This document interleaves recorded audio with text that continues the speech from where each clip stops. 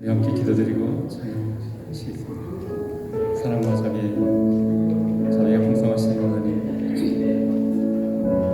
오늘도 하나님을 예배하기 위해 모였습니다. 이 자리에 주님 찾아가시고 이 시간 우리 함께 계신 주님을 우리가 보게 하시고 알게 하시고 이 시간 함께 계셔서 우리에게 말씀하시는 주님의 음성을 듣는 시간 되게 하옵소서. 신령과 진정으로 내 마음을 다해 집중하여 우리 하나님을 찬양하기 원합니다. 이 시간 임하여 주옵소서. 예수님의 이름으로 기도드립니다. 우리 함께 일어나셔서 우리 찬양 드립시다.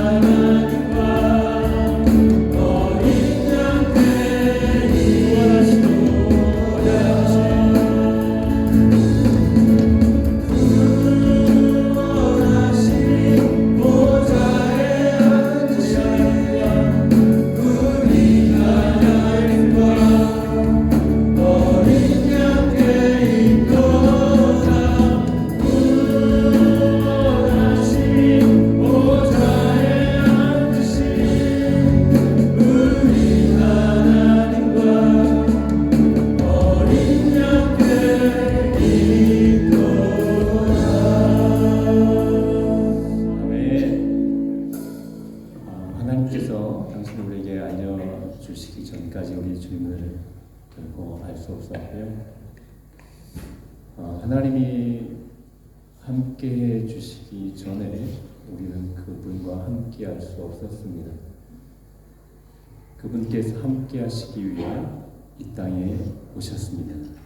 우리와 함께하기 위해서 임마누엘 되신 주님께서 우리와 함께하시고 우리는 그분을 인해서 참 소망을 얻게 되었습니다. 그분은 우리의 소망입니다. 우리의 영원한 소망입니다. 우리의 빛이십니다. 그분 우리 함께 이 시간 이 땅에 오신 예수 그리스도 우리의 소망 되신 주님, 우리 마음을 다해서 힘을 다해서 우리 함께 찬양하도록 하시겠습니다.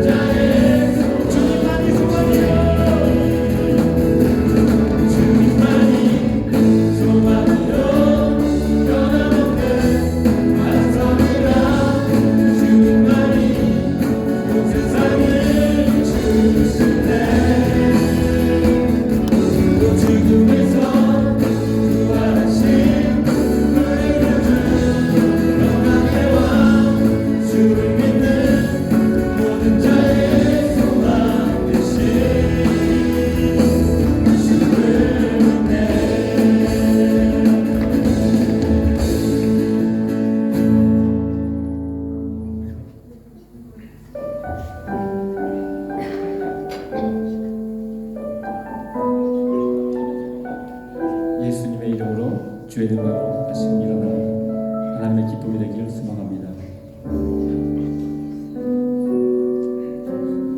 내 마음의 복음이 의했던 곳에서 다시 아버지를 만나고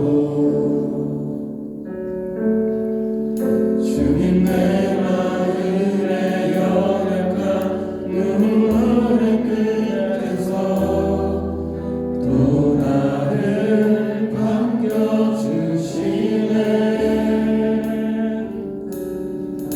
잠깐 생각했던 그의 부르심 다시 나를 회복해 하시네.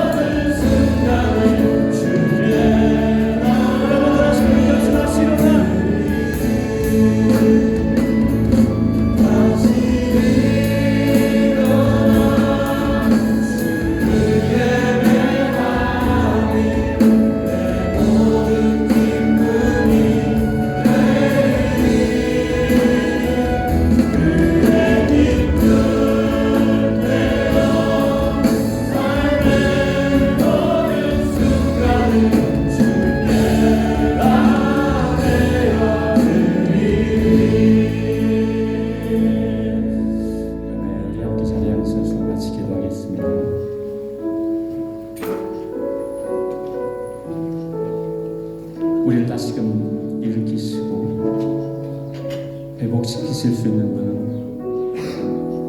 우리를 지으시고 우리를 구원하시고 우리를 아시는 하나님 예수 그리스도 그분밖에 없습니다. 이 시간 예배하며 나아가는 이 시간 2000년 전 이 땅에 오신 그분께서 다시 한번 우리 마음속에 우리 심령 속에 다시 한번 새롭게 임하시고 그분으로 인해서 우리 영이 힘을 얻고 새로워지고 주님과 온전해진 그런 시간 되기를 소망하며 우리 함께 기도하도록 하시겠습니다. 우리 함께 시간 주 앞에 맡기며 기도하시겠습니다. 전능하신 하나님, 이 시간 하나님을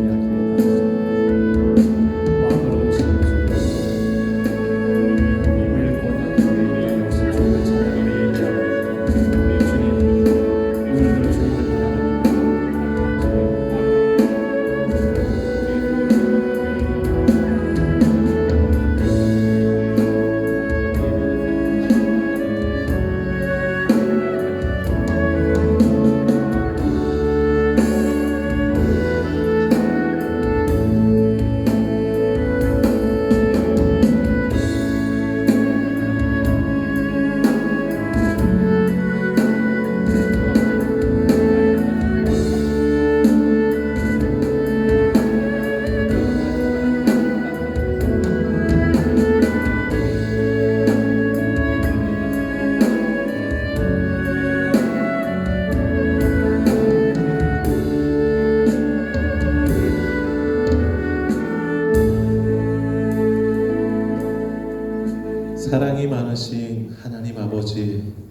가장 귀한 예수님을 이 땅에 보내주시고 그 예수님 통하여서 우리가 하나님 알게 하시고 예수 믿어 구원 얻게 하시고 하나님 자녀 되게 하신 것 참 감사합니다.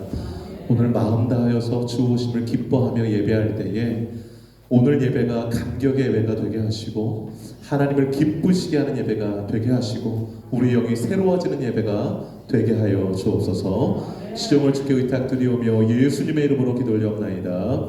아멘. 다 같이 일어나셔서 115장 힘있게 찬양하겠습니다. 꿈답도 일어나세요.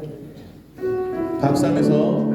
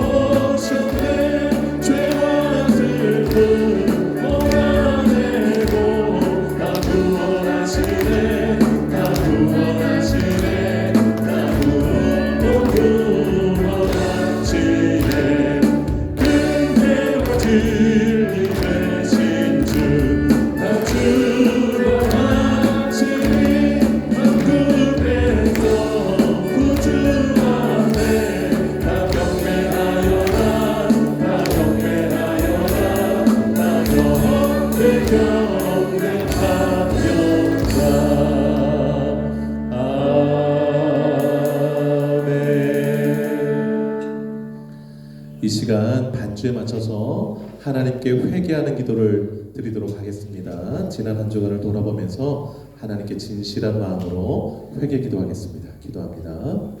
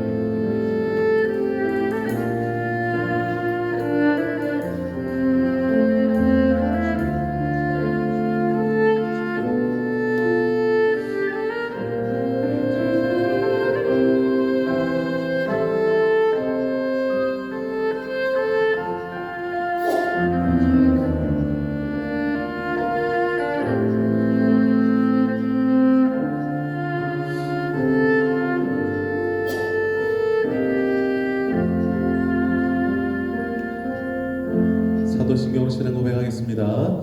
전능하사 천지를 만드신 하나님 아버지를 내가 믿사오며 그 외아들 우리 주 예수 그리스도를 믿사오니 이는 성령으로 잉태하사 동정녀 마리아에게 나시고 본디오 빌라도에게 고난을 받으사 십자가에 못 박혀 죽으시고 장사한 지 사흘 만에 죽은 자 가운데서 다시 살아나시며 하늘에 오르사 전능하신 하나님 우편에 앉아 계시다가 저리로서 산자와 죽은 자를 심판하러 오시리라.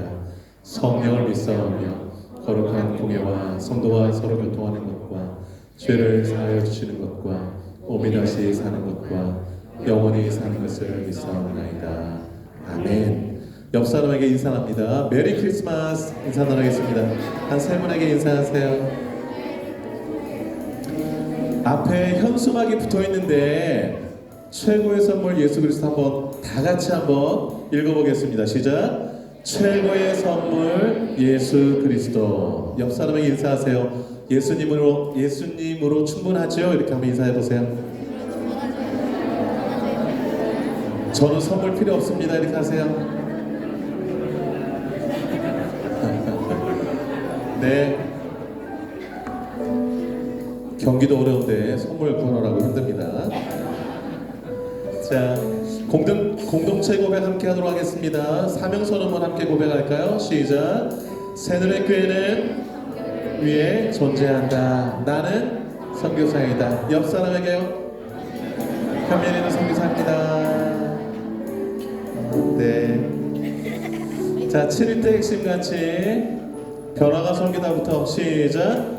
변화가 선교다. 전도가 선교다. 예배가 선교다. 찬양이 선교다. 헌신이 선교다. 교제가 선교다. 성장이 선교다. 믿습니까? 아멘. 이제 2주밖에 안 남아서 2020년도 표어도 2번밖에 안 남았어요. 올해 정말 이대로 살아왔는지 좀 돌아보면서 2025년도 표어 함께 고백합니다. 시작. 작은 자 한 사람에게 그리스도의 사랑. 한 번만 더요. 작은 자 한 사람에게 그리스도의 사랑. 오늘은 빈자리가 많이 안 보여서 제 마음이 막 콩닥콩닥하네요. 그래도 이 시간에 내가 꼭 전도해야 될 사람을 떠올리면서 함께 기도하겠습니다. 그리고 올해 주신 표 말씀 2주 남았는데 실천하게 해달라고, 예배당 건축을 위해서 또 우리 교회가 섬기는 선교사님들, 또 해외 아동들, 이 나라와 대한민국 전 세계 품고, 우리 기도가 필요한 사람들 품고 통성으로 기도하겠습니다. 기도하겠습니다. 하나님 아버지, 하나님 아버지, 이 전을 가득 메우고 하나님을 예배할 수 있어서, 우리 자녀들과 함께 예배할 수 있어서 얼마나 기쁜지 모르겠습니다. 하나님 아버지, 주님 오신 날을 기억하며 기념하며 드리는 그 성탄 예배를 주님 기쁘게 받아 주옵소서. 이 기쁘고 좋은 날 여러 사정들 때문에 이 자리에 참석하지 못한 우리 지체들 있으면 하나님 기억해 주시고 동일한 은혜와 사랑으로 함께 하시고 아니 더 큰 사랑으로 함께 하셔서 주님의 사랑이 넘치도록 함께 하여 주옵소서. 거룩하신 하나님, 거룩하신 하나님, 작은 자 한 사람 올 한해 그리스도의 사랑을 나누는 마음으로 살아왔습니다. 하나님, 우리 주변에 작은 자가 누구인지, 예수님이 그 작은 자로 다가오실 때에 주님의 사랑으로 다가온 사랑을 실천하는 우리 모든 성도를 다 되게 하여 주옵소서. 예배당 건축의 마음을 주셨습니다. 기쁨으로 준비하게 하시고 주변의 모든 가정 가운데 개인과 가정과 일터와 교회가 복을 받게 하여 주시고 하나님을 더 뜨겁게 사랑하는 마음을 갖게 하여 주옵소서. 하나님 허락하신 그때에 그 예배당 안에서 가득 메우고 하나님을 경배하며 교회 사명을 잘 감당하는 칭찬받는 우리 교회가 될 수 있도록 도와주옵소서. 선교사님들, 회원님들 힘껏 도우고 있습니다. 기도하며 도우고 있습니다. 하나님, 그분 가운데 하나님 역사해 주셔서 선교가 잘 이루어지게 하시고 영혼들이 구원받게 하여 주시고 전 세계 가운데 우리가 돕는 그 후원한 아동들이 잘 성장하면서 그 나라를 책임지고 이끌어갈 훌륭한 크리스찬들이 될 수 있도록 역사해 주옵소서. 대한민국이 있던 전 세계를 위하여 기도합니다. 각 나라가 평안 가운데 든든히 서가게 하시고 자유가 있게 하여 주시고 가난한 자들이 악한 일이 없게 하여 주시고 모두가 다 주님의 은혜 가운데 평안함을 누리게 하여 주시고 아버지 하나님이 크리스마스를 맞이합니다. 하나님의 사랑의 평강이 온 우리에 가득한 시간을 역사해 주옵소서. 전쟁 그치게 하시고 살인 그치게 하시고 핍박과 아버지 하나님이시여 하나님 그치게 하여 주옵소서. 하나님, 주님의 사랑 온 우리에 가득하게 원합니다.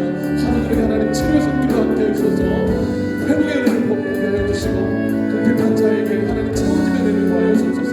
기도 응답을 간절히 구하는 자에게 선한 응답의 축복을 누리게 하여 주옵소서. 거지 못하는 것 가장 하나님께서 가장 좋은 것으로 채우시기를 원하고 이 모든 말씀 예수님의 이름으로 기도드립나이다. 아멘. 주보 뒷면 함께 보도록 하겠습니다. 새늘 소식 알려드립니다. 예배 봉사 순서 잘 확인하시고 주님 앞에 아름다운 헌신 되기를 바라고요. 오늘 성탄 주일입니다. 예수님이 이 땅에 오신 날을 기념하면서 예배하는 날인데요. 예수님이 이 땅에 왜 오셨는가 오늘 설교 가운데도 말씀 나누겠지만 예수님의 오심을 기억하며 감사하는 한 주가 되기를 바라고 절기 감사 한 번도 정성껏 되기를 바랍니다. 성경 암송 시상이 있겠습니다. 꿈나무 이현민 정고은 꿈나무 이 환경을 앞으로 나와주세요.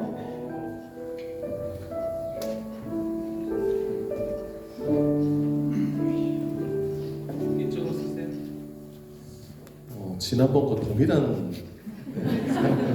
네. 현민이 좀 앞으로 나와주세요.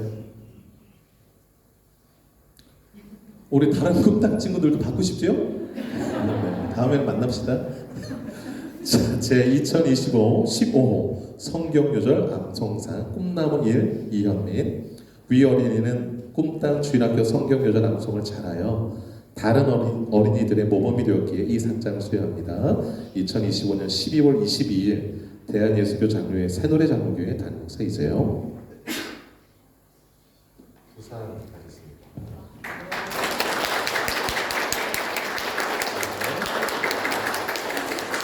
일단 정건 네 앞으로 오세요.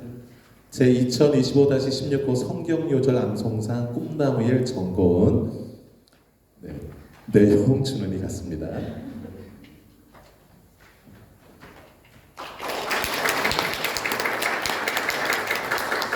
제 2025-17호 성경요절 암송상 꿈나무 2 황예울 내용 준은이 같습니다.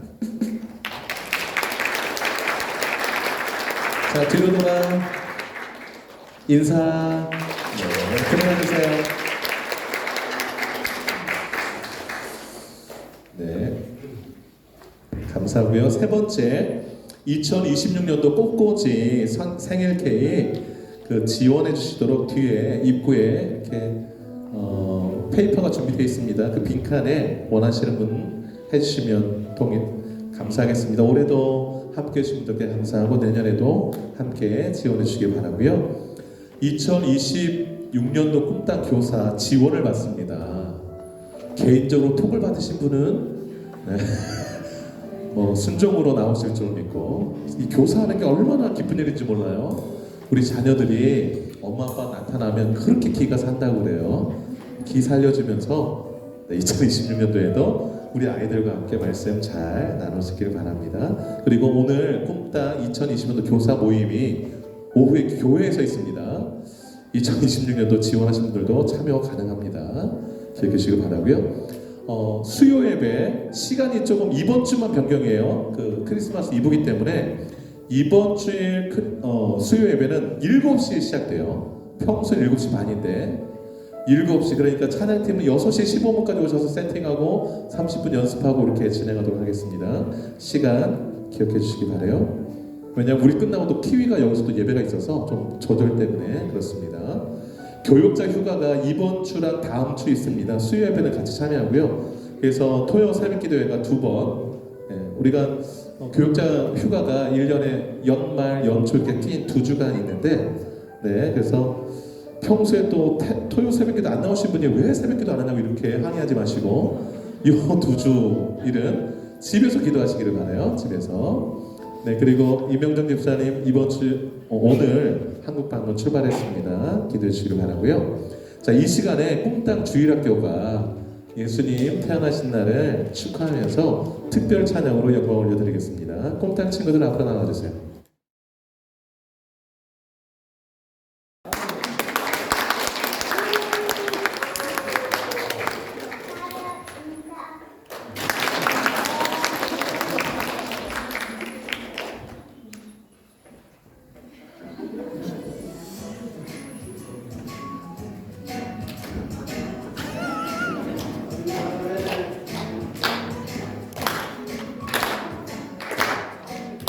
잘한다.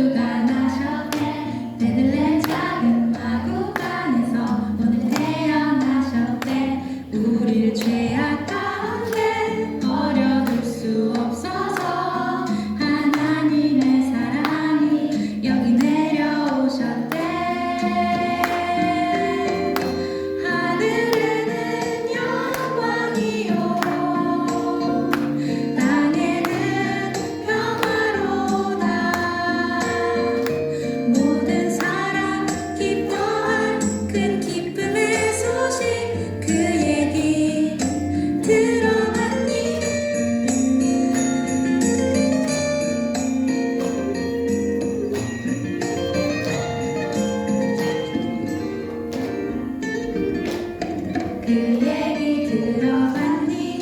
우릴 위해 구주가 나셨대.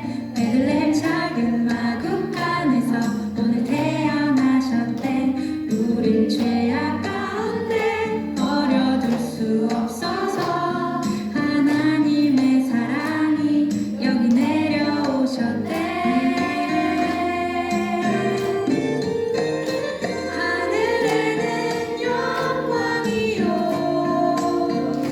땅에는 평화로다. 모든 사람 기뻐할 큰 기쁨의 소식 그 얘기 들어봤니?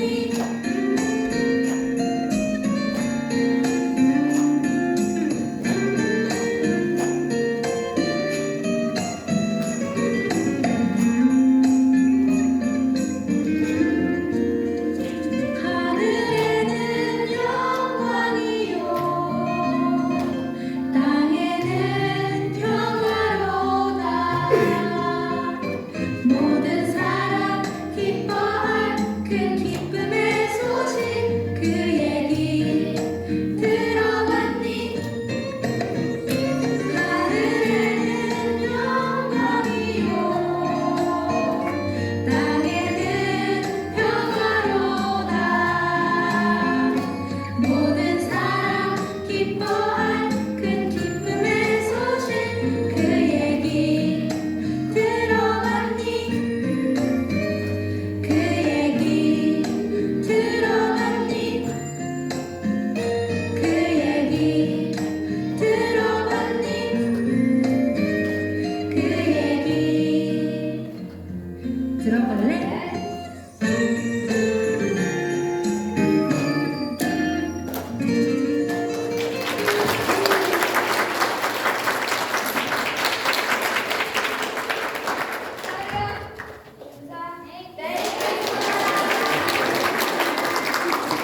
네, 그대로 있고요. 우리 선생님들 앞으로 나와서 이번 달 선생님 사모님 나와서 선물 좀 증정해 주세요.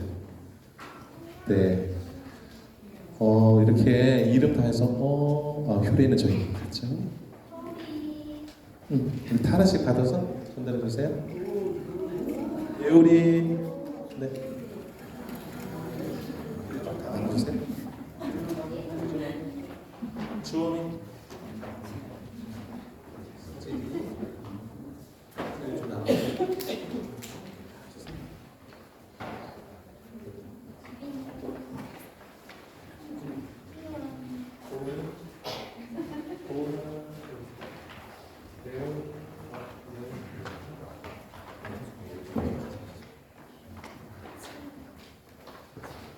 잠깐 기도할게요.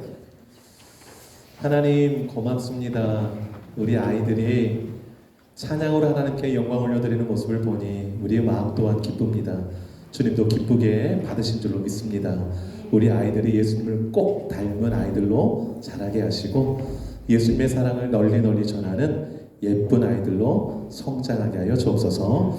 이 아이들에게 꼭 필요한 은사와 지혜와 또 아름다운 예수님의 성품을 가득 담아주시길 원하옵고 예수님의 이름으로 기도 올려옵나이다. 아멘. 차렷 경례. 안녕히 들어가세요.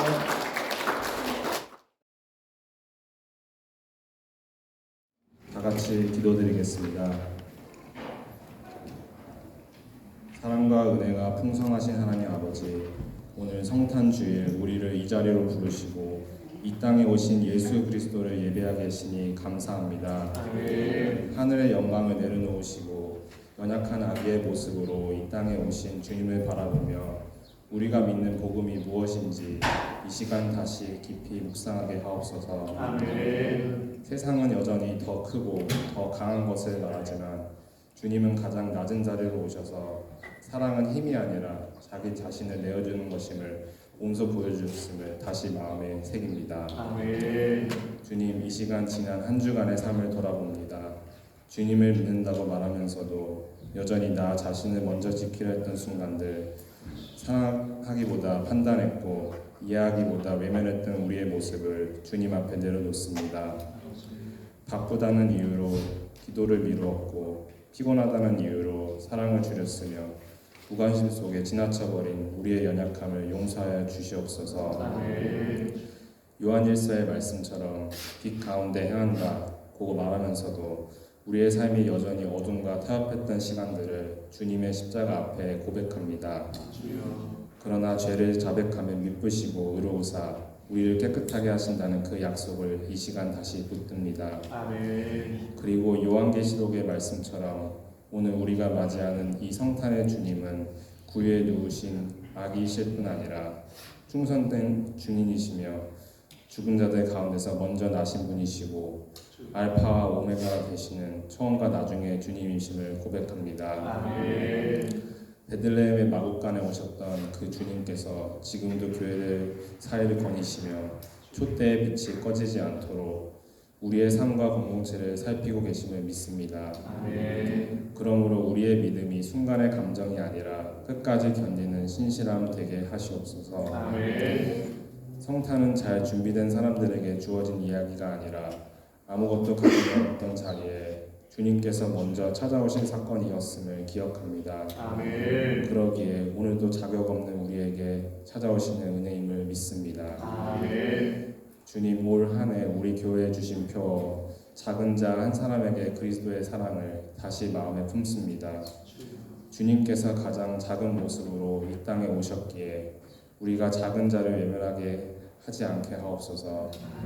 사랑을 말하기보다 사랑을 선택하게 하시고 신앙을 주장하기보다 신앙으로 살아가게 하시옵소서. 주님, 이 예배를 위해 보이는 자리와 보이지 않는 자리에서 묵묵히 헌신한 모든 손길들을 기억하여 주시옵소서. 찬양으로, 섬김으로, 기도로, 준비로 예배의 자리를 지켜온 모든 수고 위에 주님의 위로와 기쁨을 부어주시고 그 헌신이 사람의 인정이 아니라 주님 앞에서 참된 기쁨이 되게 하시옵소서. 주님, 이 시간 우리 교회를 섬기시는 이재용 목사님, 장봉호 목사님, 김보영 전도사님과 그 가정들을 위해 기도드립니다. 영육 간의 강건함과 평안을 지켜주시고 날마다 새 힘과 용기를 더하셔서 사랑과 기쁨으로 사역을 감당하게 하시옵소서. 또한 우리가 믿음으로 준비하는 성전 건축의 모든 과정을 주님 손에 올려드립니다. 이 성전이 우리의 이름을 드러내는 공간이 아니라 이 땅에 오신 예수님의 마음을 담아내는 자리가 되게 하시옵소서. 작은 자들이 머물 수 있고 상처 입은 이들이 회복을 경험하며 다음 세대가 믿음을 배우는 공간이 되게 하시옵소서. 주님, 주님의 평화가 절실히 필요한 이 땅과 이 세상을 위해 기도합니다. 갈등과 불안이 계속되는 시대 속에서 성탄의 소식이 절망이 아니라 소망으로 선포되게 하시옵소서. 우리 교회가 세상을 향해 등을 돌리지 않게 하시고 빛을 품고 살아가는 공동체 되게 하시옵소서. 꿈땅에서부터 작년에 이르기까지 우리 공동체의 모든 세대를 기억하여 주시옵소서. 아이들의 마음에 복음의 씨앗을 심어주시고 청년들에게는 험한 세상 속에서도 빛으로 살아가 용기를 더하여 주시며 가정을 이끈 부모 세대에게는 감당할 은혜와 인내를, 장년과 어르신들에게는 지나온 길을 감사로 고백하는 믿음을 허락하여 주시옵소서. 이 성탄의 예배가 오늘 하루의 감동으로 끝나지 않게 하시고 매일의 선택 속에서 계속해서 살아 움직이는 믿음이 되게 하시옵소서. 오늘도 교회 가운데 거니시며 우리를 붙드시는 예수 그리스도의 이름으로 기도드립니다. 아멘.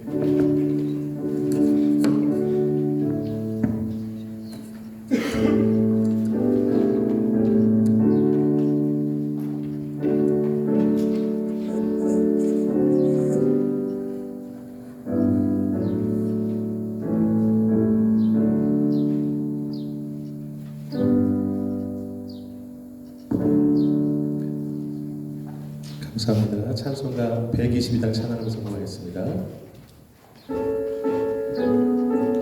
박수 한번 하겠습니다. 찬반가운 성도요.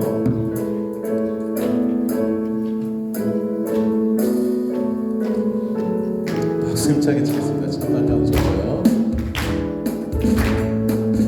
찬반가운 성도요. 하나님 와서 배를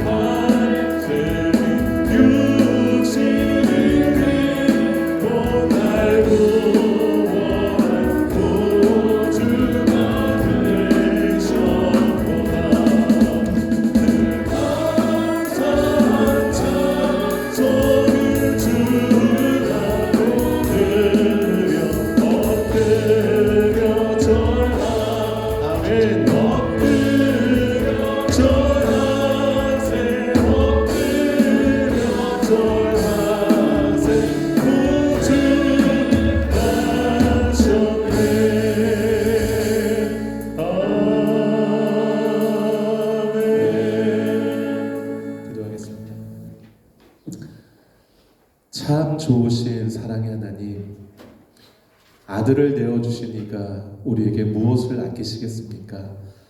날마다 가장 귀한 것으로 좋은 것으로 채워주시는 그 하나님의 손길과 사랑과 마음을 기억하여 그 은혜에 감사한 마음으로 귀한 예물들을 올려드립니다. 하나님, 이 예물이 주님 나라 창고에 잘 드려지게 하시고 주님 사업 위에 잘 쓰여지게 하여 주옵소서. 하나님, 어려운 때를 지나고 있지만 하나님께서 돌보심으로, 은혜 주심으로, 붙드심으로 은혜 가운데 잘 지나게 하시고 이 지나는 동안에도 하나님의 축복의 통로로서 살아가는 우리 모두가 되게 하여 주옵소서.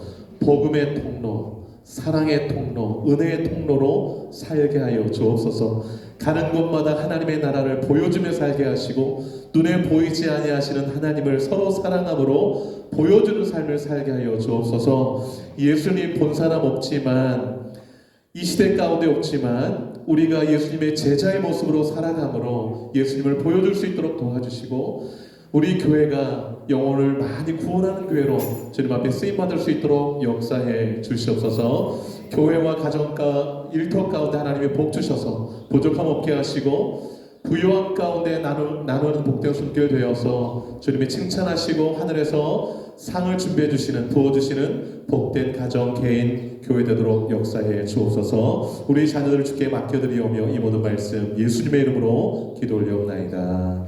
아멘. 말씀은 마태복음 1장 18절부터 25절까지입니다.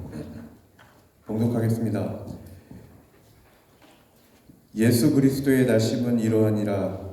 그의 어머니 마리아가 요셉과 약혼하고 동거하기 전에 성령으로 잉태된 것이 나타났더니 그의 남편 요셉은 의로운 사람이라 그를 드러내지 아니하고 가만히 끊고자 하여 이 일을 생각할 때에 주의 사자가 현명하여 이르되 다윗의 자손 요셉아 내 아내 마리아 데려오기를 무서워하지 말라. 그에게 잉태된 자는 성령으로 된 것이라. 아들을 낳으니 이름을 예수라 하라. 이는 그가 자기 백성을 그들의 죄에서 구원할 자심이라 하니라. 이 모든 일이 된 것은 주께서 선지자로 하신 말씀을 이루려 하심이니 이르시되 보라 처녀가 잉태하여 아들을 낳은 것이요 그의 이름은 임마누엘이라 하리라 하셨으니 이를 번역한즉 하나님이 우리와 함께 계시다 함이라. 요셉이 잠에서 깨어 일어나 주의 사자의 분부대로 행하여 그의 아내를 데려왔으나 아들을 낳기까지 동침하지 아니하더니 낳을 때 이름을 예수라 하니라. 설교제목 같이 한번 읽어보겠습니다. 시작. 누구의 곁에 서 있습니까? 한 번만 더요. 시작. 누구의 곁에 서 있습니까? 네, 오늘 성탄 주일입니다. 예수님이 이 땅에 오신 것에 대한 의미를 되새기는 주일이 되겠습니다. 오늘 18절부터 읽었는데 18절 한번 보세요. 예수 그리스도의 나심은 이러하니라 해서 예수님이 이렇게 나시게 되었습니다 라고 오늘 본문이 그 예수님이 태어나신 상황을 소개해 주고 있습니다. 저는 오늘 본문을 중심으로 두 가지를 주목하고 예수님이 이 땅에 오신 의미를 되새겨 보려고 합니다. 첫 번째는요, 예수님의 이름입니다. 이름. 오늘 본문을 보시면 읽으셨으니까 아시겠지만 예수님의 이름 두 가지가 소개되어 있습니다. 21절을 한번 보시면 아들을 낳으리니 이름을 예수라 하라 그랬습니다. 예수님의 첫 번째 이름은 예수입니다. 그리고 22절을 보시면 이 모든 일이 된 것은 하나님께서 선지자로 하신 말씀을 이루려 하십니다 라고 말씀하시고 그 다음 절인 23절을 보시면 예수님의 또 다른 이름이 나오는데 그것이 무엇인가요? 임마누엘입니다. 임마누엘의 뜻이 뭔가요? 하나님이 우리와 함께 계시다. 네. 하나님께서 천사를 통해서 요셉에게 알려주신 예수님의 두 가지 이름, 예수, 임마누엘. 여러분 생각해 보세요. 예수님이 이 땅에 태어나세요. 근데 이름을 지어주셔야 되잖아요. 얼마나 수많은 이름이 있어요. 우리 교회 안에도 다 계시지만 이름이 같으신 분이 없잖아요. 이름을 지어준다라는 것은 저도 이제 두 딸이 있어서 솔샘 이름 지을 때 이런 아이가 되었으면 좋겠다는 의미를 담아서 이름을 지어준 거거든요. 그러니까 예수님에게 이름을 지어주신다라는 것은 예수님이 어떤 역할을 하실 분이다라는 것에 대한 그 의미가 담겨진 이름이 되겠습니다. 이 두 이름이 예수님이 이 땅에 오신 이유를 명확하게 보여주고 있습니다. 먼저 예수라는 이름인데요. 21절을 보시면 나오죠. 아들을 낳으리니 이름을 예수라 하라. 이는 그가 자기 백성을 그들의 죄에서 구원할 자이심이라 하니라. 여러분, 예수 많이 부르잖아요. 예수라는 이름의 뜻은 정확하게 단어의 의미는 하나님께서, 여호와께서 구원하신다 이 뜻이에요. 여호와께서 구원하신다. 이 히브리어를 헬라어로 나는 대로 쓴 거고 우리 한글도 나는 대로 이렇게 쓴 게 예수라는 이름입니다. 그러니까 여호와께서, 하나님께서 예수님을 이 땅에 보내신 이유는 구원을 위해서 보내신 거예요. 구원을 위해서. 그런데 21절 그 후반부에 우리를 어디에서 구원하실지를 명확하게 명시해 놓으셨습니다. 이는 예수가 자기 백성을 그들의 죄에서 구원할 자심이라 그랬어요. 어디서 구원하신대요? 죄에서. 누구 죄? 그들의 죄. 우리의 죄 가운데서 구원하시려고 예수님을 보내셨다라는 거예요. 예수님은 우리를 죄에서 구원하시기 위해서 이 땅에 오신 분이세요. 흔히 이제 하나님께 기도할 때 이런 기도 많이 하잖아요. 하나님, 경제적 압박이 너무 심합니다. 정치적 압박이 너무 심합니다. 자유가 너무 없습니다. 자유를 좀 주세요. 경제적인 여유를 좀 주세요. 등등. 정치적으로 좀 해방되게 해주세요. 기도 당연히 해야 되죠. 그러나 우리가 1차적으로 알아야 될 게 뭐냐면 예수 이름에 담긴 의미. 예수님은 무엇하러 이 땅에 오셨는가? 정치적 해방을 위해서 오신 게 아니에요. 우리의 경제를 좀 더 낮게 해주시게 온 게 아니라 우리를 죄 가운데서 구원하시게 오셨다라는 사실, 이거를 오늘 예수 이름에서 명확하게 확인할 수 있기를 바랍니다. 그 당시 유대인들은요, 로마라는 나라에서 정치적으로 압제 가운데 있었어요. 오랜 기간 동안. 그래서 그들이 기다린 메시아, 하나님이 보내시겠다는 구원자는 우리를 저 로마의 압제에서 건져주실 정치적인 메시아, 구원자가 될 것이다라고 기대했습니다. 근데 예수님이 오셔서 그냥 힘없이 그냥 다니니까 전혀 그들의 메시아라고 생각하지 않은 것이죠. 여러분, 하나님은요, 로마의 압제에서 이스라엘 백성들을 구원하기 위해서, 우리를 구원하기 위해서 예수님을 보내신 것이 아니라 그보다 더 근본적인 문제인 인간을 죽음과 또 절망, 지옥의 형벌로 이끄는 죄로부터 구원하기 위해서, 그 죄 문제를 해결하기 위해서 예수님을 이 땅에 보내셨다는 것을 꼭 기억하시기 바랍니다. 여러분, 21절을 보세요. 그가 자기 백성을 그들의 죄에서 뭐할 자이심이라? 구원할 자이심이라. 이 구원을 주목해 보시기 바라요. 여기서 말하는 구원이 어떤 의미냐면, 그러니까 여러분이 물에 빠졌다고 생각해 보세요. 그런데 힘도 다 빠졌어요. 그러니까 여러분 스스로의 힘으로는 그 물에서 살아날 길이 없어요. 그 상태. 나는 도저히 이 물에서 살아날 수 없고 반드시 죽을 수밖에 없는 상황. 그런데 외부에서 손길이 와서 나를 건져주는 것. 이것이 21절에 말하는 구원의 의미예요. 성경이 말하는 구원은 우리 스스로 나의 죄 가운데서 도저히 구원받을 수 없다라는 거예요. 나의 선행으로, 나의 노력으로 죄에서 구원받을 사람은 이 땅에 한 사람도 없다.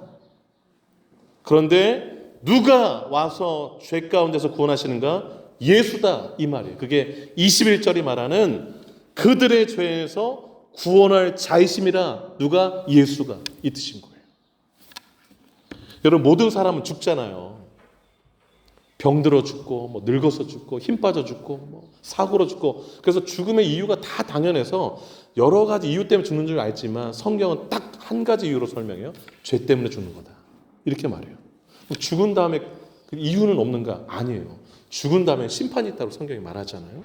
그래서 이 살아있을 때 죄 문제를 해결하지 않고 죽으면 그 죄 때문에 지옥에서 영원한 형벌을 받게 된다는 것이 성경이 말하는 증언입니다.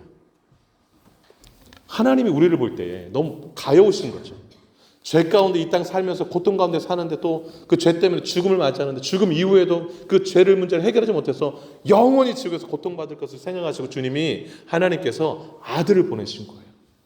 그 죄의 결과로부터 구원하시기 위해서. 여러분 생각해 보세요. 우리가 살면서 알고 지은 죄 모르고 지은 죄 얼마나 많아요. 그 우리가 요한일서 우리 참 정정님 선 기도가 깊이가 있어요. 너무 감동받았어요. 요한일서도 우리가 이미 다 큐티로 지나왔지만 죄 없다고 그러면 우리가 거짓말하는 자라고 그러잖아요. 우리가 다 죄가 많아요. 알고 지은 죄, 모르고 지은 죄, 죄가 얼마나 많은지 몰라요. 그런데 오늘 21절이 말하는 게 뭐냐면 너희는 그 죄를 처리할 능력이 없다라는 거예요. 그래서 죄를 그대로 안고 있는데 그러면 그 죄에 대한 형벌은 당연히 기다리고 있다라는 것이죠. 누가 그걸 스스로 해결할 수 있습니까? 아무도 없다라는 거예요. 그래서 이 땅에 있는 모든 인간들은요, 죄 때문에 죽음을 기다리고 있고 죽음 이후에 영원한 지옥의 형벌을 벗어날 수 없는 그것이 인간의 현실입니다. 그 인간을 안타깝게 보신 하나님이 가장 소중한 아들 예수님을 이 땅에 보내주신 거예요. 그게 21절의 이야기입니다. 21절의 이야기. 아들을 낳으리니 이름을 예수라 하라. 여호와께서 구원하신다. 내가 이 아들을 통해서 너희를 죄 가운데서 죄 형벌에서 그 결과에서 너희를 구원하겠다. 이것이 21절의 선언인 것입니다. 21절의 선언. 여러분 내가 예수를 믿고 구원받았잖아요. 그러면 이 죄로부터 뭘 받은 거예요? 구원받은 거죠. 그럼 여러분 죽음에 대한 정말로요. 예수 믿고 구원받으면 죽음에 대한 공포에서 사라집니다. 신기하게. 죽음이 두렵지가 않아요. 왜 두렵지 않을까요, 여러분? 죽음 이후에 천국에서 하나님 만날 생각이 더 크니까 두렵지가 않은 거예요. 두렵지가 않아요. 그래서 예수 믿어서 구원받은 사람은요, 다 얻은 거예요, 실제로는. 그래서 내가 구원받은 게 확실하다면, 죄 사함 받은 게 확실하다면 하나님께 더 이상 뭘 달라고 하지를 않아요. 달라고 하지를 않아요. 내가 이제 주님을 위해서 무엇을 헌신할까? 이거 고민하며 삽니다. 실제로 여러분 기도를 한번 돌이켜보면 뭐 이것도 주세요, 저것도 주세요 이렇게 뭐 달라는 기도가 아니라 하나님의 말씀에 기반해서 우리 교회가, 우리 성도들이, 또 우리 뭐 남편이, 아내가, 자녀들이 이렇게 말씀대로 좀 살아가게 해주세요. 이런 기도로 바뀌어져요. 뭘 달라가 아니라. 신기하게도. 내가 예수를 믿었다면 죄에서 구원을 받은 것이고 이미 모든 것을 얻은 것이기에 이제 주를 위해서 헌신하며 살아가는 여러분과 제가 되기를 주의 이름으로 축복합니다. 다음으로 임마누엘이란 이름인데요. 23절 보시면 예수님의 또 다른 이름이 임마누엘이라 하리라 이랬잖아요. 그 뜻이 23절에 번역한즉 하나님이 우리와 함께 계시다 그랬습니다. 여러분 그 빌립보서 2장 6절로 8절 한번 넘겨주시겠어요? 예, 한번 읽어보겠습니다. 시작. 그는 근본 하나님의 본체시나 하나님과 동등됨을 취할 것으로 여기지 않는다. 여기서 말하는 그는 누굴까요? 예수님. 예수님은 근본이 하나님과 똑같은 분이다라는 거예요. 삼일체니까. 하나님과 동등되신 분인데 그 동등됨을 취할 것으로 여기지 않으시고 대단히 겸손하시죠? 다음 넘겨주세요. 읽어볼까요? 시작. 오히려 자기를 비워 종의 형체를 가지사 사람들과 같이 되었고, 그러니까 하나님의 자리를 내려놓으신 거예요. 그리고 자기를 다 비우고 종이 되셨대요. 사람처럼 되셨대요. 왜? 8절 시작. 사람의 모양으로 나타나사 자기를 낮추시고 죽기까지 복종하셨으니 곧 십자가에 죽으심이라. 아멘. 내용을 정리하면 예수님은 하나님과 동등된 분이신데 모든 건 내려놓고 자기 비우시고 종의 형체에 가시다 사람들과 같이 되셨고 사람의 모양으로 나타나사 십자가에 죽기까지 복종하셨다. 이 내용이잖아요. 그러면 왜 예수님은 그 높은 보좌 버리시고 낮고 낮은 이곳으로 오셨는가? 왜 하나님이 인간이 되셨는가라는 거죠. 첫 번째 이유는 우리의 구원을 위해서. 그 21절. 두 번째 이유가 뭘까요? 23절인 거예요. 함께하고 싶으셔서. 임마누엘, 하나님이 우리와 함께 계시다. 죄 문제 해결하지 않으면 우리와 영원히 분리되셔야 되거든요. 그게 싫으신 거예요. 내가 너의 죄 문제를 해결하고 너를 구원하고 너와 영원히 함께 살고 싶다. 이게 임마누엘이에요. 이것 때문에 오신 거라고요. 우리와 영원히 함께 살고 싶으셔서. 그게 이유예요. 성탄절의 이유. 우리를 죄에서 구원하시려고 구원하신 우리와 영원히 살고 싶으셔서. 그게 예수와 임마누엘의 의미입니다. 여러분 생각해 보세요. 이스라엘 백성들 애굽에 살고 있었잖아요. 너무 고통 가운데 하나님 모세 보내서 애굽에서 구원해 내셨잖아요. 이스라엘 백성들을. 신의 산으로 갔어요. 거기서 10계명 주셨죠. 그러니까 나는 너희 하나님 되고 너는 내 백성 되자. 그럼 내 백성 되려면 10계명 하나님 사랑하고 이웃 사랑하며 살아야 돼 하고 난 다음에 하신 일이 뭐냐면 성막을 지으라고 그랬어요. 거룩한 텐트 천막. 그게 뭐예요? 하나님이 거하시는 집. 그거를 너네들이 이제 이스라엘 백성들이 한 200만 정도 되거든요. 거기 가운데에 이동할 때도 가운데. 진을 치면 그 가운데에 그 성막을 지어서 딱 텐트 쳐놓으라는 거예요. 왜? 내가 너희 가운데 살겠다라는 거예요. 우리를 구원하신 이유는 내가 너와 함께 살겠다 이거예요. 예수님 이 땅에 왜 오셨는가? 죄에서 구원, 우리와 함께 살고 싶으셔서 그래요. 여러분 근데 이 두 가지 이름이 만나는 지점이 있답니다. 여러분 예수라는 이름과 임마누엘이라는 이름이 만나는 지점이 있는데 그게 바로 여러분 앞에 보이시는 십자가예요. 십자가. 예수님이 구원을 어디서 이루셨는가? 십자가에서 이루셨어요. 그러니까 우리는 어떻게 하나님과 영원히 함께 살 수 있게 되었는가? 십자가에서. 십자가 때문에. 십자가에 예수님 피 흘리심이 없었다면 우리는 영원히 죄 문제도 해결 못하고 하나님과 영원히 떨어져 살아야 돼요. 떨어져 살아야 돼요. 예수라는 이름과 임마누엘이라는 이름이 만나는 지점이 십자가인 거예요. 십자가. 그래서 여러분 이렇게 생각할 수 있어요. 정리가 이렇게 되는데 예수님의 탄생은 십자가를 향하고 십자가는 우리를 향하고 있어요. 왜 죽었는가? 우리 때문에 죽었으니까. 그렇다면 남은 게 뭐예요? 이제 우리가 누굴 향하여 살 것인가 이거잖아요. 그걸 제가 두 번째로 말씀드리고 싶은 거예요. 오늘 제가 두 가지를 말씀드린다고 했잖아요. 예수님 이 땅에 오신 의미를 되새기는데 하나는 예수님의 이름에 담긴 의미를 통해서 성탄의 의미를 좀 새겼으면 좋겠고 또 하나는 오늘 본문에 나오는 요셉과 마리아 통해서 성탄의 의미를 좀 새겼으면 좋겠어요. 아까 예수님 이 땅에 오심은 십자가를 향하고 십자가는 누굴 향한다고 그랬어요? 우리를 향하는 거예요. 그러면 우리는 누굴 향해야 될까요? 주님을 향해야죠. 주님을.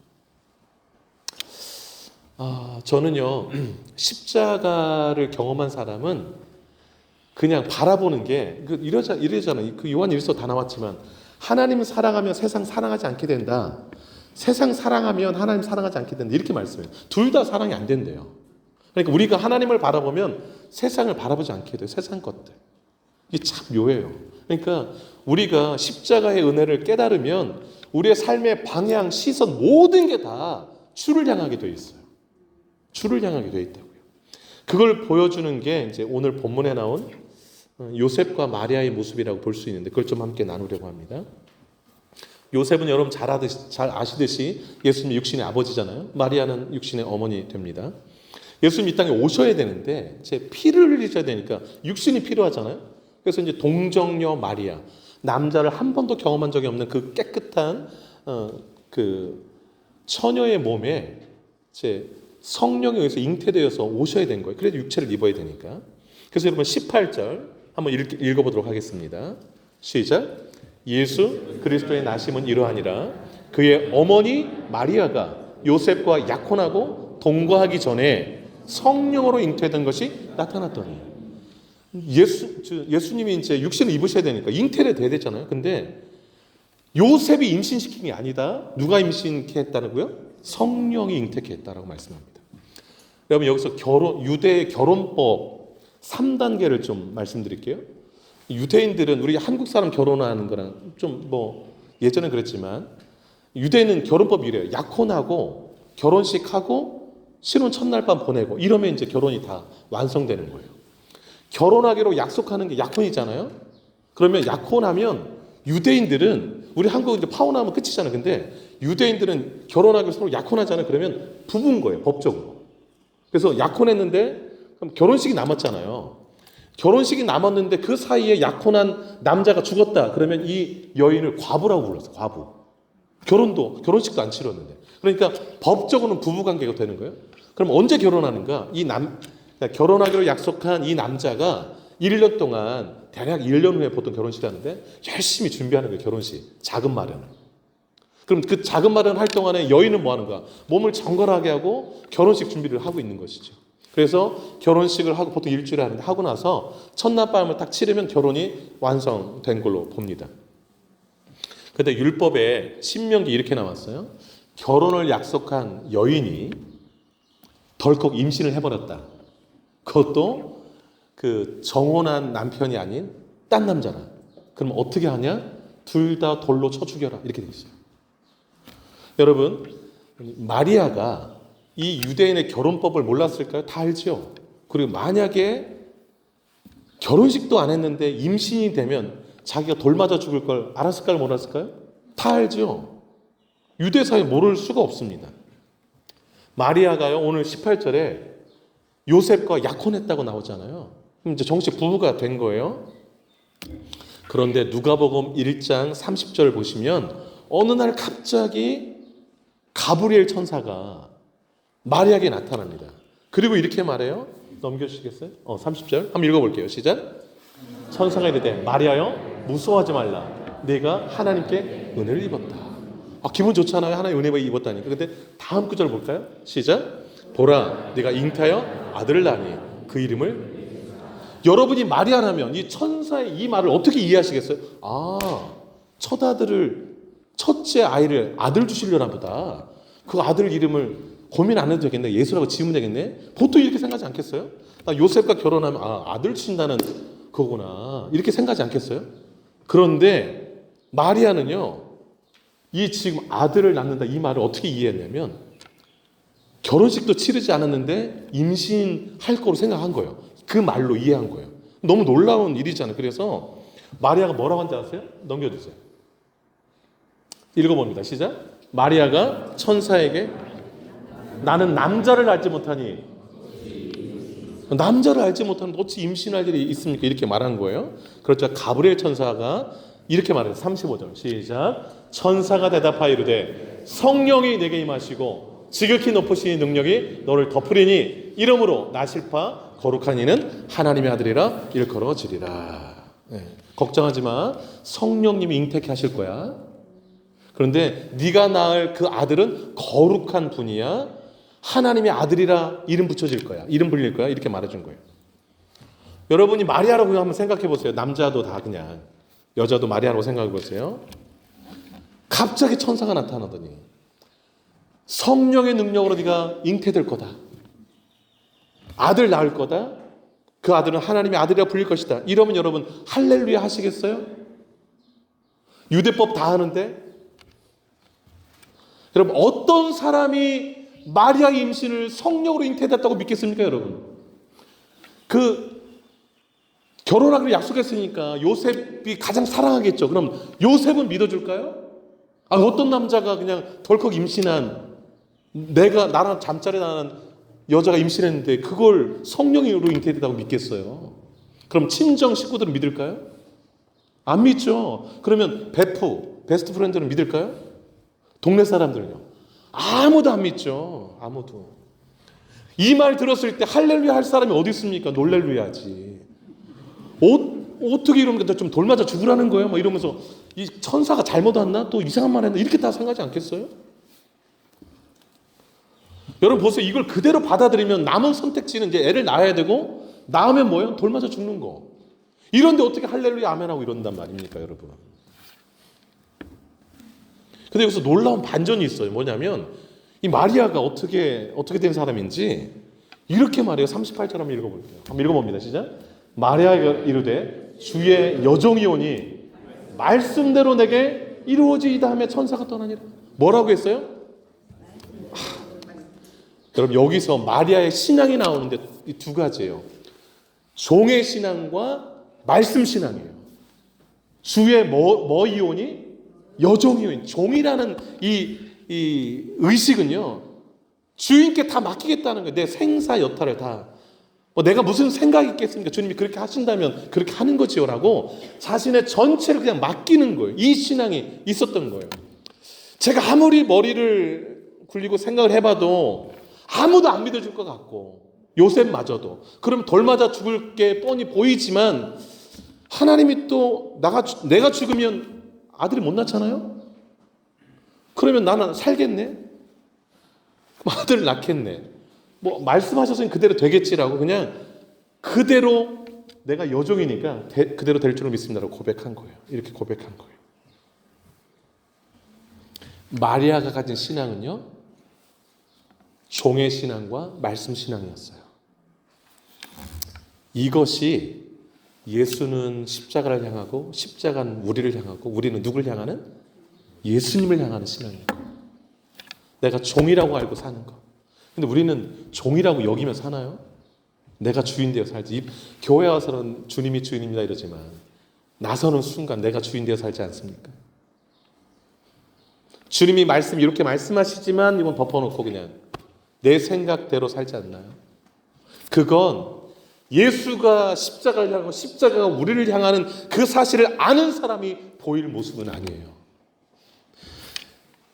예수가 나를 죄에서 구원하시기 위해서, 나와 영원히 함께 사시기 위해서 십자가에 죽으러 오셨다는 걸 아는 사람은 나는 이제 주님의 종이다. 그리고 주님 말씀이라면 나는 내 생 전부를 걸고 살겠다. 이렇게 하고 사는 사람인 거예요. 이게 성탄절의 의미를 아는 사람인 거예요. 그렇게 살기를 바랍니다. 그럼 남편 요셉 좀 살펴보겠습니다. 요셉이요, 사랑하는 여인과 약혼했어요. 결혼하기로. 얼마나 심장이 뛰겠어요. 1년 정도 있다가 결혼한다고 그랬잖아요. 그러니까 막 나날이 행복한 나날을 보내고 있었어요. 그런데 마른 하늘에 날벼락 같은 소식이 들렸어요. 내가 마리아 잠도 자지 않았는데 마리아가 임신했다는 소식이 들렸어요.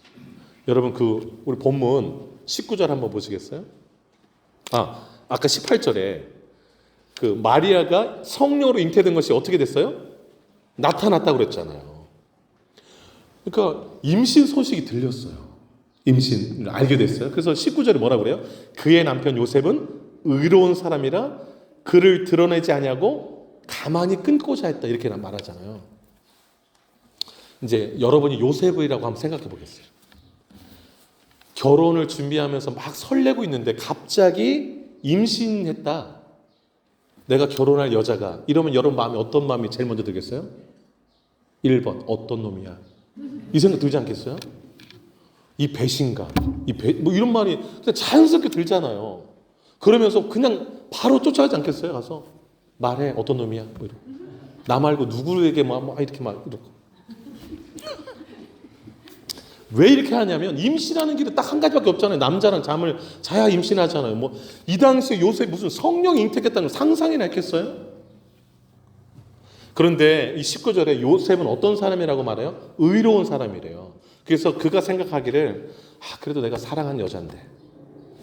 그래서 어떻게 해결하기를 원하냐면 그를 드러내지 아니하고, 이 말은 약혼자에게 부끄러움을 주지 않고 이 뜻이에요.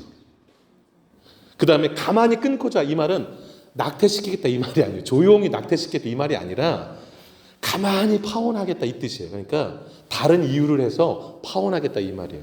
근데 그러한 요셉의 행동이 의로운 행동이다라고 19절에 말하는 거예요. 그래서 의로운 사람이다 이렇게 표현하는 거예요. 여러분 여기서 진정한 의로움을 좀 우리가 생각해 볼 수 있어요. 우리는 의롭다 하면 뭐든지 다 자로돼서 법으로 딱 해결하는 거, 딱 한치 오차도 없어. 이게 의롭다고 생각하는데 여러분 이 사건으로 들어가 보시도록 하겠습니다. 사람의 법대로 하면 마리아는 어떻게 돼야 돼요? 돌 맞아 죽어야 되죠. 왜냐하면 남자랑 자야지만 임신이 되니까. 그런데 여러분 하나님의 시선으로 보자고요. 마리아가 임신된 게 남자랑 자서 임신된 거예요? 아니면 성령의 능력으로 잉태했게 된 거예요? 이게 사실이잖아요. 그러니까 마리아는 부도덕한 일을 한 게 없어요. 그런데 임신이 돼버렸어요. 성령으로. 그러니까 하나님의 법대로 하면 마리아는 죽어서는 됩니까? 안 됩니까? 안 돼요. 그런데 이 사실을 알까요? 사람들이 몰라요. 이게 문제인 거예요. 내가 하는 것이 사람들은 전부라고 생각해요. 내가 보는 것이 정확하다고 생각해요. 내가 알지 못하고 보지 못하는 것이 있을 수 있다는 것을 인정해야 돼요. 그래야 하나님이 보실 때 정말 의로운 모습으로 살아갈 수 있어요. 그래서 여러분 이 19절에 요셉을 의롭다고 한 거 대단히 묵상해 볼 필요가 있어요.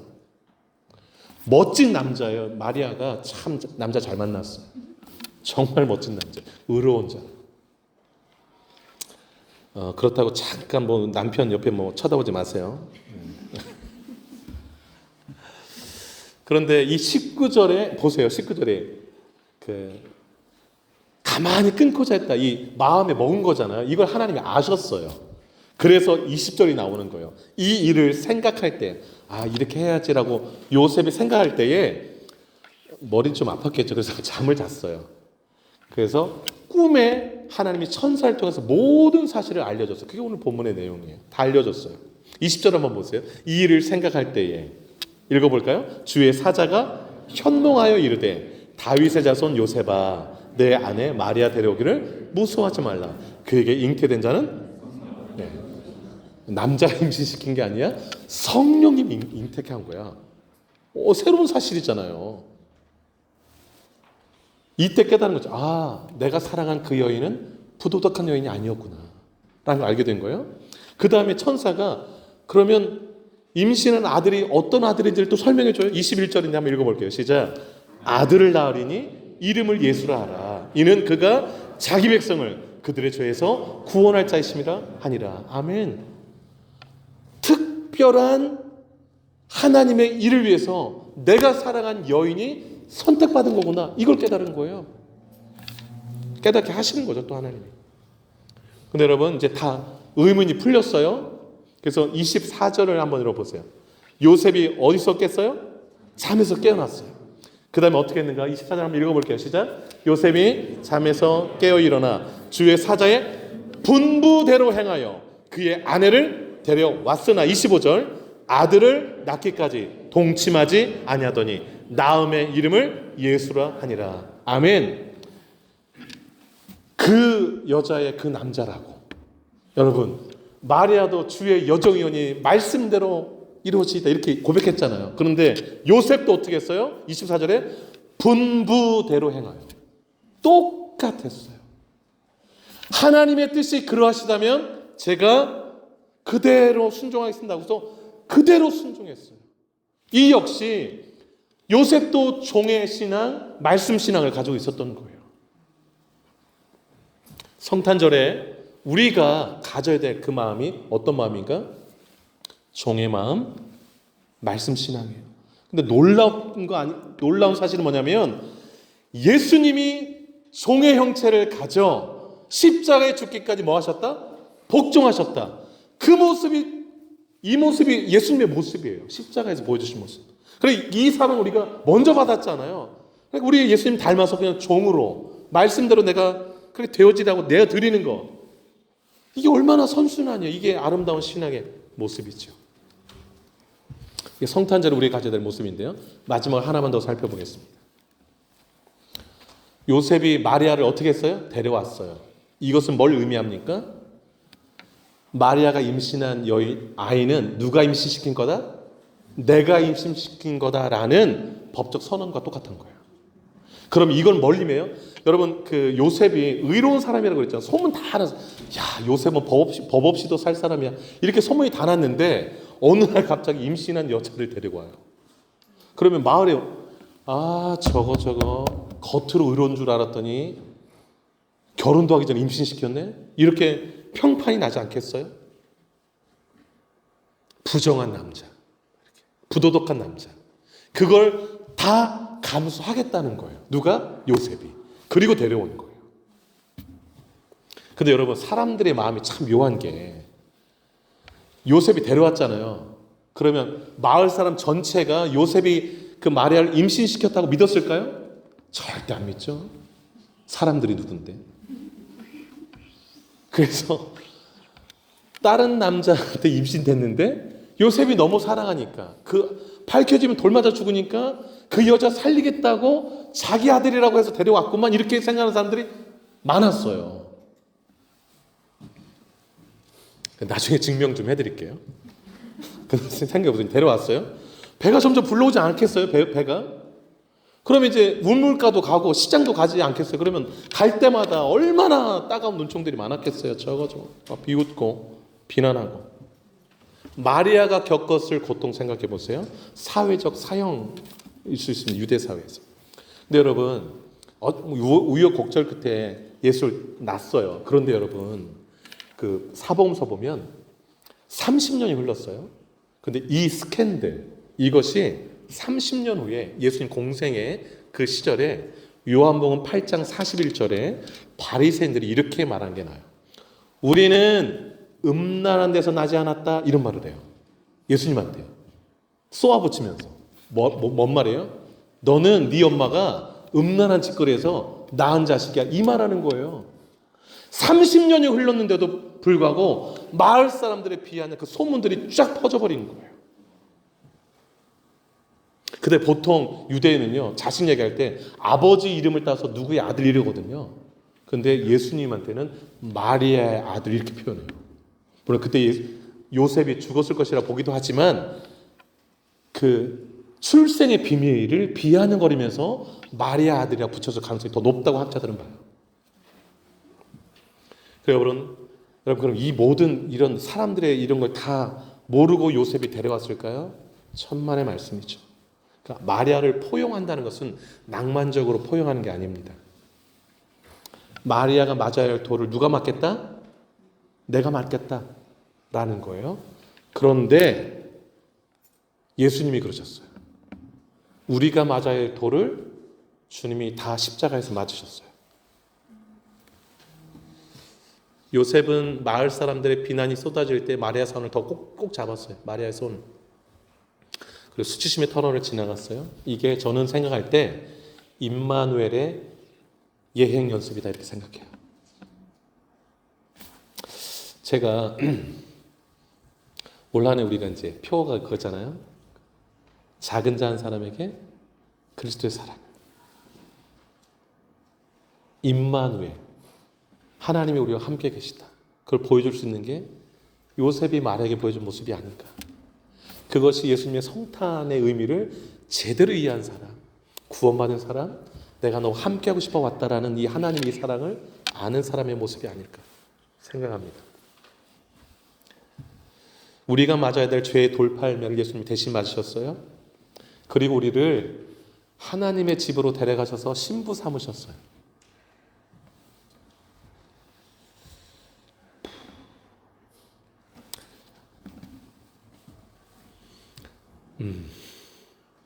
성탄절 아침에 오늘 본문에서 이제 예수의 이름과 임마누엘 이름을 주님이 묵상케 하셨어요. 왜 그 아들을 우리에게 주셨는가? 너무 명확하잖아요. 그리고 마리아와 이 요셉의 모습을 통해서 이제 우리가 어떻게 주를 위해 살아가는가를 너무도 명확하게 보여주셨어요.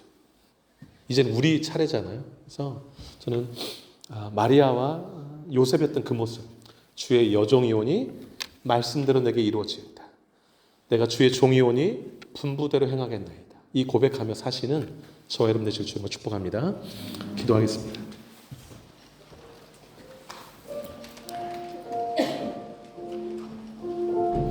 주님이 이 땅에 오신 이유를 잘 알고 계신가요? 단지 우리의 삶을 더 좋게 하러 오신 게 아니라 죄에서 구원하러 우리와 함께 영원히 살고 싶어서 오신 것입니다. 주님은 십자가를 향했습니다. 그 십자가는 우리를 향하고 있습니다. 이제 우리는 누굴 향하며 살고 있는가? 말씀 생각하면서 통성으로 기도하겠습니다. 기도합니다. 하나님 아버지, 우리가 정말 주님의 사랑을 알고 있나요?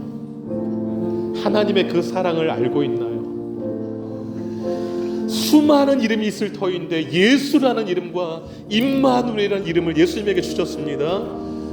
자기 백성을 그들의 죄에서 구원할 자다라고 말씀하시는 주님, 예수를 보내주신 우리를 죄의 형벌 가운데, 영원한 형벌 가운데서 구원해 주시려고 예수님 보내주신 줄로 믿습니다. 그 구원하신 다음에 우리와 영원히 살고 싶으셔서 임마누엘, 하나님이 우리와 함께 계시다, 우리와 함께 살고 싶으셔서 예수님 보내주신 줄로 믿습니다. 그런데 우리가 그 예수님과 매일매일 함께 살고 있는지, 예수님은 십자가를 향하고 있는데 그 십자가는 우리를 향하고 있는데 우리는 누굴 향하고 있는지, 내가 누구 곁에 서 있는지, 예수님 곁에 서 있는지, 작은 자 한 사람 곁에 서 있는지, 돌 맞을 마리아 곁에 서 있는지, 요셉처럼 그렇게 하는지, 마리아도 내가 돌 맞아 죽을 수 있는데 하나님이 나를 통해 그 일을 행하신다면 사람들이 이해하지 못한다 할지라도 나는 그대로 주님의 요종이오니 주님의 말씀대로 내게 이루어지이다라는 이 고백을 기억합니다. 하나님, 우리도 그렇게 살게 하여 주옵소서. 내가 다 이해할 수 없어도 내가 주님의 종이오니 말씀대로 분부대로 행하겠나이다. 그대로 행한 요셉의 모습 또한 봅니다. 그 비난, 아버지 하나님 비웃음, 30년이 지났는데도 그들 가운데 여전히 소문이 남아있었고 그렇게 색안경 끼고 보았습니다. 하나님, 주를 위해 산다는 것 힘든 일임을 압니다. 그러나 그렇게 걸어가는 우리 모두가 되게 하여 주시옵소서. 하나님 아버지, 성탄의 주일 주님이 이 땅에 왜 오셔야 했는가? 예수라는 이름, 임마누엘이라는 이름을 통해서 확인했습니다. 죄로부터 우리를 구원하시려고 예수님이 오셨고 영원히 우리와 함께 살고 싶으셔서 예수님 보내주셨는 줄 압니다. 그 예수님은 하나님과 동등된 분이셨지만 자기를 다 비우시고 종의 형체를 가지시고 사람과 같이 되었고 십자가에 죽기까지 복종하셨습니다. 주님, 주님의 삶은 십자가를 향하고 십자가는 우리를 향한 것을 봅니다. 이제 우리가 주를 향하여 살게 하여 주옵소서. 요셉과 마리아처럼 내가 다 이해할 수 없고 주님의 길을 걸어가는 것이 비난을 받는 길이라면 기꺼이 주의 여종이오니, 기꺼이 주님의 종이오니 말씀이 그대로 이루어지이다, 분부대로 행하겠나이다 고백하며 나아가게 하여 주옵소서. 그것이 주님의 뜻을 이루는 일이라면, 그것이 사람을 살리는 일이라면, 그것이 예수 그리스도가 이 땅에 잉태되어 출산되어 영혼들을 구원할 수 있는 길이라면 기꺼이 내 삶을, 내 인생을 주께 드리겠나이다 고백하며 나간 우리 모두가 되게 하여 주옵소서. 그렇게 성탄의 의미를 깨닫고 이번 한 주간 보내게 하시고 그렇게 주를 향한 삶으로 일평생 살게 하여 주옵소서. 예수님의 이름으로 기도 올려옵나이다. 아멘. 다 같이 일어나시겠습니다. 천사들의 노래가 찬양으로 기도 예배를 마치겠습니다. 박수 한번 재밌게 찬양하겠습니다. 천사들의 노래가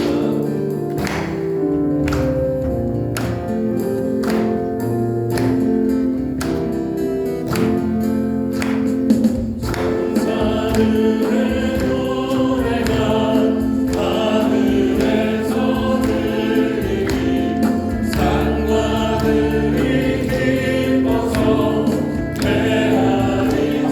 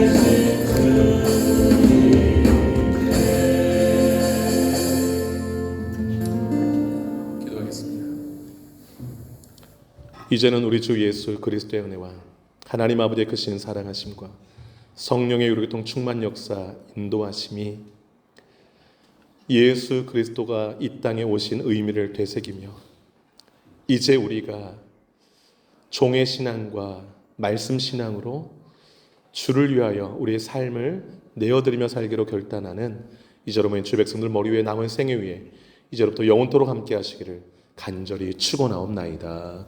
아멘.